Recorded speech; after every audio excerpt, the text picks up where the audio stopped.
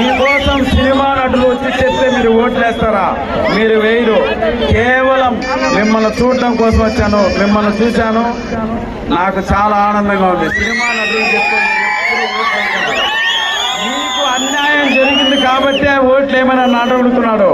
నేను ఒక్క విషయం చెప్తున్నాను, ధైర్యవంతుడు, ఆలోచనాపరుడు, విద్యావంతుడు, ఈ రోజు ఈ ఆవేశంతో మీకు కావలసినవన్నీ తీసుకురాగలగా మొనగాడు మన రాజన్న. ధైర్యం ఉన్నవాడే పాలిటిక్స్ లోకి రావాలి. ఈ రోజు మడకశిర నియోజకవర్గంలో అన్న చెప్పిన ప్రాబ్లమ్స్ అన్ని మీకు తెలుసు, వాటన్నిటినీ చెప్తున్నాను. మెడలు వంచైనా సరే ఈ నియోజకవర్గానికి అన్ని నిధులు రాబట్టుకోగలరు.